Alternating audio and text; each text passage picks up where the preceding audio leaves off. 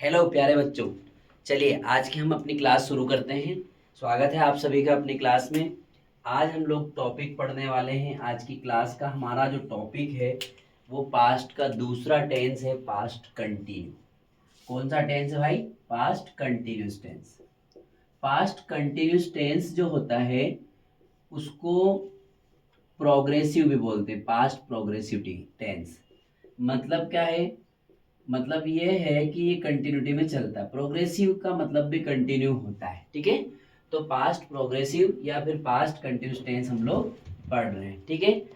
अब उन्होंने बोला ये पास्ट कंटिन्यूस टेंस, ठीक है साहब, हमने मान लिया। उसकी पहचान बताइए। हम लोग अपने हिसाब से डिस्कस कर रहे हैं कि साहब इसका जो नाम आप बता रहे हैं कंटिन्यूस, तो इसकी पहचान बताइए। तो इसकी पहचान रहा था, रही थी, रहे थे, ये होगा। मीन सेंटेंसेस के लास्ट में रहा था, रही थी, रहे थे आएंगे। वो सेंटेंसेस जो है आपके पास्ट कंटिन्यूस के कहलाएंगे। इतनी बात समझ में आ गई सभी को? ठीक है ना। चलिए, तो ऐसे सेंटेंसेस जिनके लास्ट में रहा था, रही थी, रहे थे आते हैं, वो पास्ट कंटिन्यूस टेंस के एग्जाम्पल कहलाते हैं। जैसे हम लोग समझेंगे किस प्रकार से आते हैं। जैसे हम अंग्रेजी सीख रहे थे। क्या कर रहे थे हम लोग? हम अंग्रेजी सीख रहे थे, ठीक है ना। मान लीजिए उसने बोला कि सचिन क्रिकेट खेल रहा था। सचिन क्या काम कर रहा था? क्रिकेट खेल रहा था, ठीक है। उन्होंने बोला वे मंदिर जा रहे थे। कहाँ जा रहे थे? मंदिर जा रहे थे, ठीक है। एग्जाम्पल, मैं समाचार पत्र पढ़ रहा था। मैं समाचार पत्र पढ़ रहा था। ऐसे सेंटेंसेस जिनके लास्ट में रहा था, रही थी, रहे थे आता है, वो सेंटेंसेस पास्ट कंटिन्यूअस टेंस के एग्जांपल कहलाते हैं। क्लियर? इतनी बात समझ में आ गई। अब ऐसे सेंटेंसेस जिनके लास्ट में रहा था, रही थी, रहे थे आता है, उनके इंग्लिश बनाने का रूल, नियम, सूत्र, फॉर्मूला, कुछ भी हम लोग बोल सकते हैं, ठीक है। रूल क्या रहेगा? सबसे पहले हम लोग सब्जेक्ट की इंग्लिश बनाएंगे, फिर हम लोग हेल्पिंग वर्ब लिखेंगे। पास्ट कंटिन्यूस में जो हेल्पिंग वर्ब लगती है वो वाज और वर लगती है, ठीक है। देन कंटिन्यूस टेंस है तो वर्ब में आईएनजी लगेगा, वर्ब की फर्स्ट फॉर्म में आईएनजी और ऑब्जेक्ट। क्लियर? ये हमारा सूत्र रहेगा, रूल रहेगा इंग्लिश बनाने का। क्या आपको दिक्कत जाएगी? नहीं जाएगी। बहुत आसान सा टेंस है, आसान सा स्ट्रक्चर है, फॉर्मूला है हमारे लिए, इजीली हम लोग बना लेंगे। अब यहाँ पर कुछ बच्चों का ये क्वेश्चन रहता है कि साहब ये बता दीजिए कि वॉज किन के साथ लगाना है और वर्ब किन के साथ लगाना है। तो मैं बता देता हूँ आपको। सिंगुलर सब्जेक्ट जब ही होता है, शी होता है, इट होता है, या कोई एक नाम होता है, ठीक है ना, साथ ही साथ सिंगुलर के ग्रुप में ये आई भी चला जाता है। इस आई के साथ में भी आपको वॉज का यूज करना है। मतलब singular subject he, she, it, और इनके साथ में आप आई का यूज भी करेंगे, तो इनके साथ आपको वाज का यूज करना है। Clear?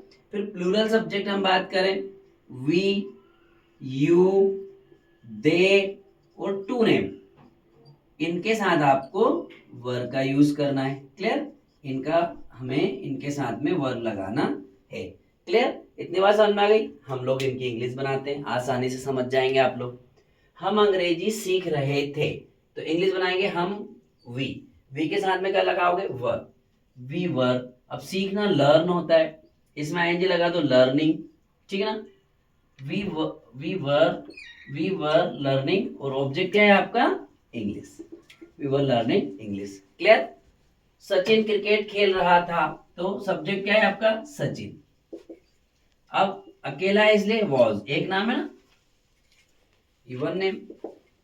Sachin was, Sachin was. Verb क्या है? प्ले, इसमें आएंगे लगाओ तो हो जाएगा प्लेइंग। सचिन वॉज प्लेइंग, और ऑब्जेक्ट क्या है आपका? Cricket. Sachin was playing cricket. इस तरीके से आपका सेंटेंस बन जाएगा। वे मंदिर जा रहे थे, वे मतलब दे के साथ में आप क्या यूज करोगे? वर, ठीक है।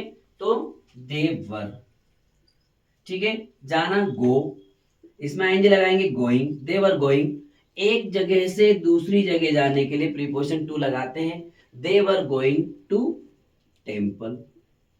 क्लियर, ये आपका सेंटेंस है। मैं समाचार पत्र पढ़ रहा था, मैं मतलब आई। अब आई के साथ ये आई भी आपका ऊपर वाले ग्रुप में चला गया, ठीक है ना। आई के साथ में आपको क्या लगाना भाई, वॉज, ठीक है। तो I was, I was, clear. क्या कर रहा था, समाचार पत्र पढ़ रहा था। आई वॉज पढ़ना रीड, इसमें आईएनजी लगाओगे तो हो जाएगा reading, I was reading newspaper, I was reading newspaper. Clear, समझ में आ रही ना बात। इस प्रकार से किसी भी सेंटेंस की आप इंग्लिश बना सकते हैं, बहुत ही आसान टेंस है। और कंटिन्यूस टेंस तो इजीली हमको समझ में आ जाता है, subject then helping verb then main verb first form ING then object, ये हमारा स्ट्रक्चर रहता है। क्लियर, यदि आपको नेगेटिव बनाना है तो हेल्पिंग वर्ब के बाद में आप नॉट पुटअप कर दीजिए, यहां पर कोई इश्यू नहीं है। क्या करेंगे आप, नेगेटिव बनाएंगे तो subject plus was and were then not, ठीक है, then main verb first form ING then object, ये आपका नेगेटिव स्ट्रक्चर हो जाएगा।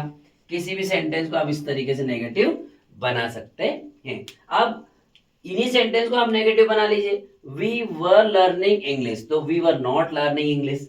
सचिन क्रिकेट खेल रहा था, Sachin was playing cricket, negative बनाएंगे Sachin was not playing cricket.